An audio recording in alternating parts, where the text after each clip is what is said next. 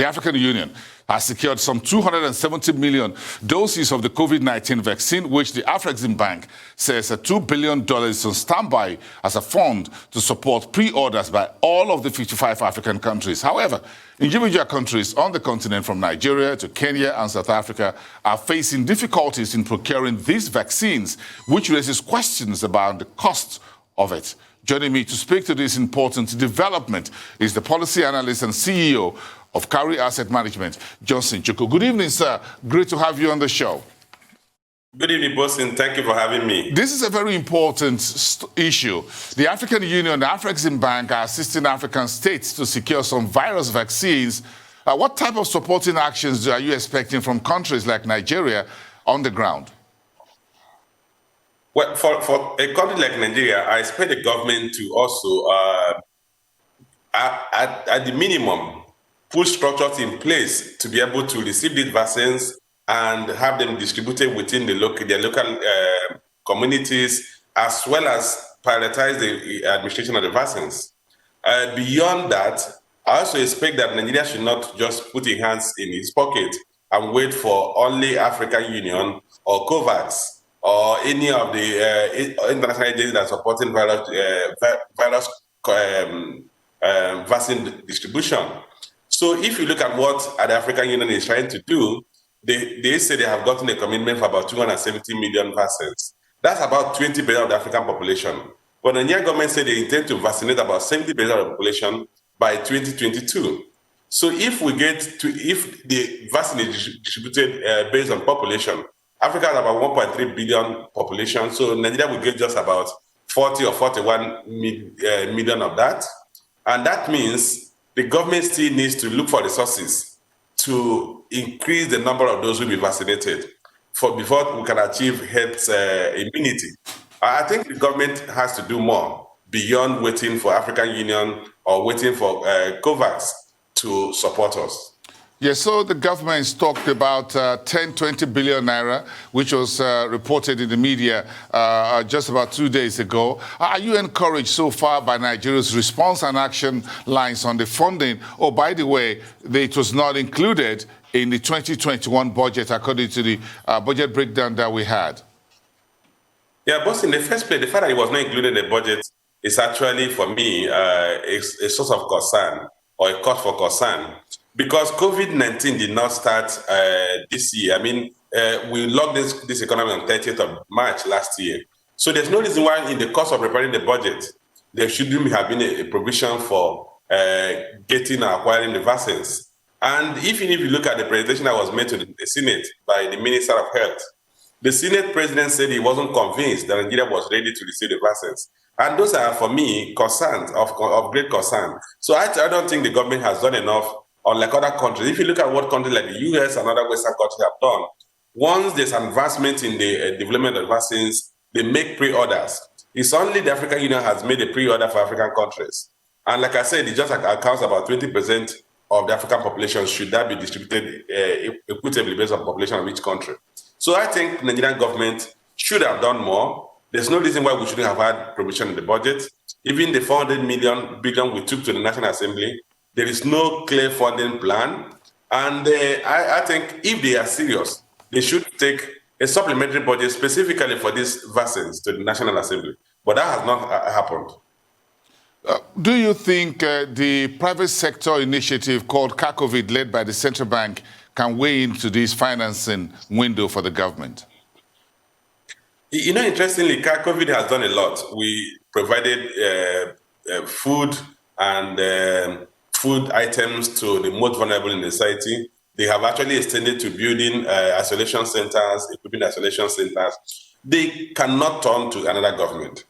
You really cannot replace a government. The government must stand up to its own responsibilities. The private sector initiative would be at best to support what the government is doing. Like I said earlier, one of the things the government should do is to actually develop the structure, the logistics to distribute these vaccines. For instance, if you look at the Pfizer vaccine, it requires very cold storage environment. What would we have those storage environments? Are you going to expect CACOVID to also get that? What of the medical team that will administer these vaccines? What of identifying those who should be on the priority list, the most vulnerable in the society? These are the roles of the government. We really cannot continue to push the private sector or intervention funds ahead of the government responsibilities in discharging its duty to the society. Now, very important point now is the costs per dose. According to what we know, as of yesterday, Pfizer a dose comes in at about $7, about $6.75.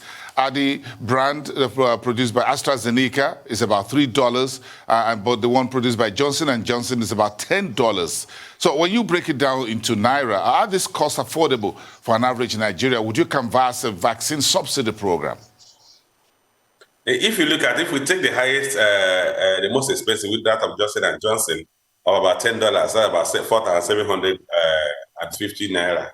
A lot of families will not be able to afford it. I mean, the most vulnerable families. If you look at those who are most affected by this vaccine, they are the aged. Many of them are no longer in employment. And unfortunately, because there are other social weaknesses in the system, a lot of retirees are not getting their pensions. Even when they're getting the pension has been eroded by inflation over a long period of time.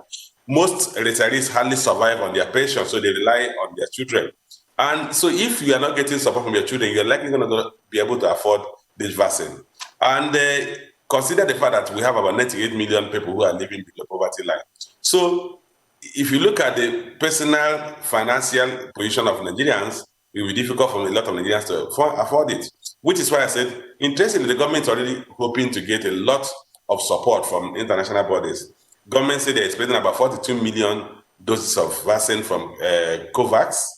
And then you have this initiative by African Union, which, like I said, if it's shared equitably, Nigeria may get another 40%. So that takes about 80 million of those vaccines. And but the intention is to vaccinate about 140 million people by the end of next year. So government really needs to do a lot more. It's either we subsidize, but actually, for me, the best approach would be the most vulnerable, the aged, those above 60 years or 65 years, or the retirees should be vaccinated at government cost. And the rest of us? Well, those of you who can afford it, like Bosin, I think that shouldn't be a problem. I think those who can afford it should be able to pay for it. Those who are in paid employment, those who are in business, those who are inactive, those who are active income earning positions should be able to pay for this vaccine on their own. So do you see the virus and the vaccine as a major socio-economic decider for Nigeria in the near to medium term? Absolutely. If you just catch your mind back, in second quarter of last year, the economy contracted by 6.2%, 6.1%. Third quarter, it contracted by 3.6%, all largely attributed to the vaccine. If we do not achieve a herd vaccination or a herd immunity by vaccinating at least 70% of the population, you will find that level of productivity will decline because the person who is sick or is either will not be able to produce, and those who are caregivers will also not be able to produce. I just spoke with a friend of mine who told me his mother and father were infected, and he had to take time off work to cater for them. And while he was doing that, two of his sisters also got infected. So you don't expect such a person to be working. The reality is that if people are not well taken care of health-wise, people do not have their good health in good conditions, they will either not be working, and those who care for them, the caregivers, will also not be working. So it's critical for Nigeria and any other country, or most countries, to have achieved that herd immunity by vaccinating a reasonable percentage of their population, so that their economic activity will resume. If we do not have that level of, we not achieve that level of vaccination, we will find out a lot of economic activity will not take place. For instance, now in Bosin, you remember that a lot of social event centers have been closed down. That is part of economic activities. They are engaged in productive activities. You are not likely going to see them resume if people are worried that they will be infected if you go to those places. So a lot of businesses will continue to be shut down if we do not achieve herd immunity. On a final note, the number of fatalities in Africa is increasing. Africa CDC says we now have fatalities of 2.5% against global figure of 2.2%. That figure was released today. Are you scared? Yes, I'm actually worried with the speed of infection of this second wave of the virus. And we also see, even in Nigeria, we have seen increasing number of reported fatalities. Why I had to put reported, I have to qualify that statement because it was also possible that in the first wave that many people died and they were not reported. But right now we have higher testing capabilities, and then people are more aware of it, and people are also coming out to declare that they are infected. So it is possible Nigeria, Africa's if the fatalities were understated during the first wave. That's one factor. The second factor is that we also seen that a lot of African countries were relaxed in terms of enforcing the COVID-19 protocols, wearing of masks, washing of hands, avoiding crowded environment, minimizing interface with other people. So it could actually be a contributing factor to why we're seeing a lot more infection and possibly the reasons why we're seeing higher level of fatalities. Johnson Chukwu, policy analyst, and of course the CEO at Carry Asset Management. We thank you for your time this evening.